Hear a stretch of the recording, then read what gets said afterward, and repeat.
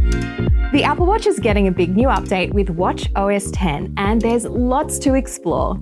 Hi, I'm Lexi, your resident watch enthusiast, and I've spent some time with the public beta of WatchOS to find the best parts to share with you. Now, I've installed it on the Apple Watch Ultra, but it is compatible with the Apple Watch from the SE and Series 4 onwards. Now, quick disclaimers. This is beta software, so things are subject to change.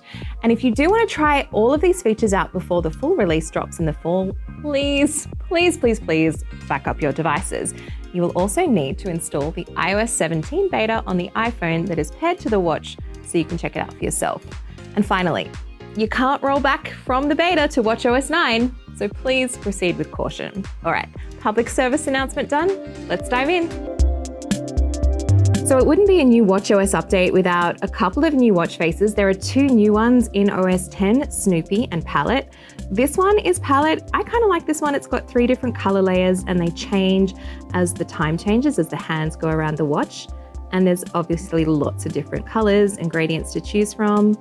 I've been enjoying the Wisteria one that we had active just then. And the always on display is kind of nice too. And let's look at Snoopy. Obviously, needs no introduction. These animations are pretty cute and they change throughout the day. I also love the always on display.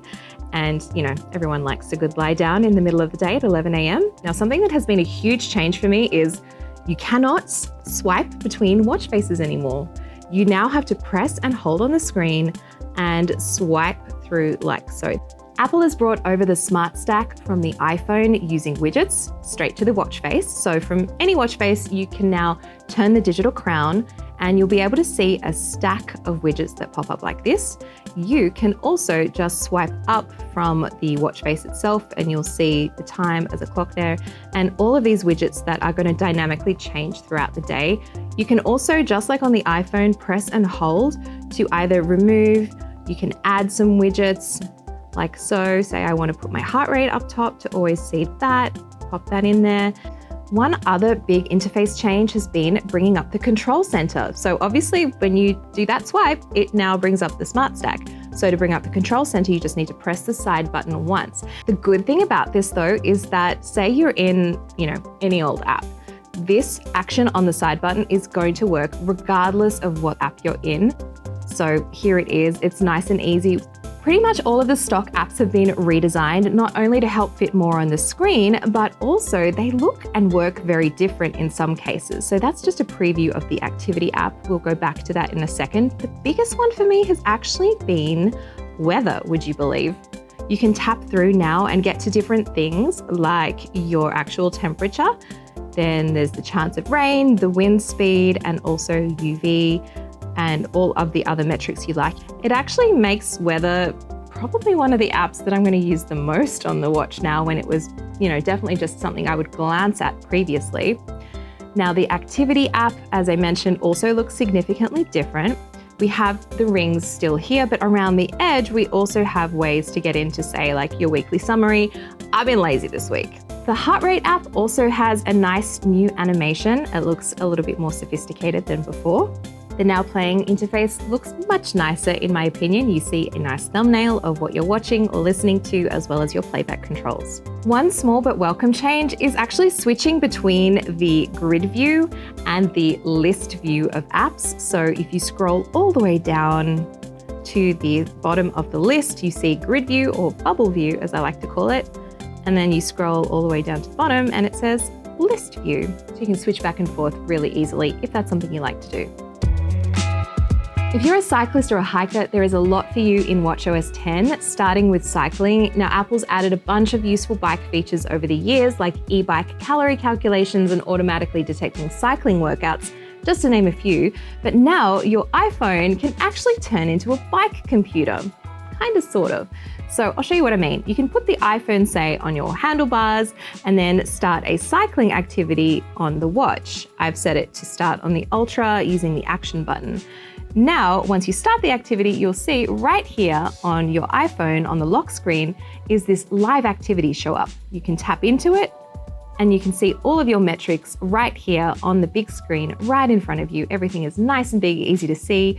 Scroll across to see things like your heart rate, your heart rate zones, your splits, elevation, and speed. Something we've asked for ages for the Apple Watch is being able to connect to Bluetooth accessories like power meter pedals or a heart rate chest strap. Let's seamlessly transition to this video I shot at home with my stationary bike and power meter pedals. So depending on what you connect to it, I've connected the power meter pedals here. It's going to add things to your Apple Watch workout like cadence, speed, and power as watts to the workout. When I reviewed the Apple Watch Ultra, one of the big takeaways I asked for was topographic maps, and less than a year later, they are here, which is big news. Maybe I'm the only one that's excited about this, but I think this is actually really helpful. They won't just be for the Ultra either, so any Apple Watch compatible with a new update should get it. Now, let's take a look at how it works. I am going to go into Apple Maps and open up the map and then go and see the particular hike that I did when I was working with the Apple Watch Ultra.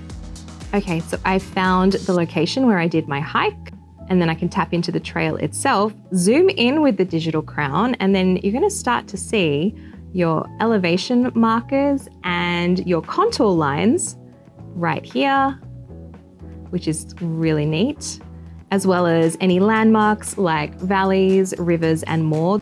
And also, offline maps are going to be available on the Apple Watch. This is amazing for turn-by-turn navigation and ETA, but you will need to have the connected iPhone with you.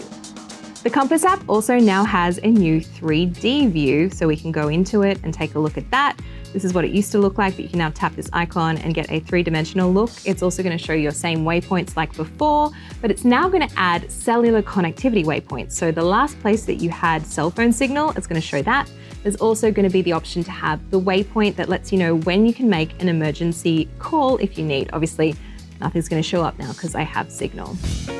So these are my favorite new WatchOS 10 features. There are plenty more to dig into though, including name drop. So that's when you bring your watch close to somebody else's iPhone so you can share contact details. There's also optimized charge limit. That's another good one that was previously just on the Ultra, and now it's coming to some other Apple Watches. So that's going to learn your patterns and know when to charge the Apple Watch to full. There's also Mindfulness, where you can log your state of mind, because sometimes I feel slightly too very unpleasant. No, that's actually a mood you can log. I'm not making a weird joke. So I'm going to keep digging in to find more. Please drop me a comment with what else you want to know, and I'll get testing. I'll see you later.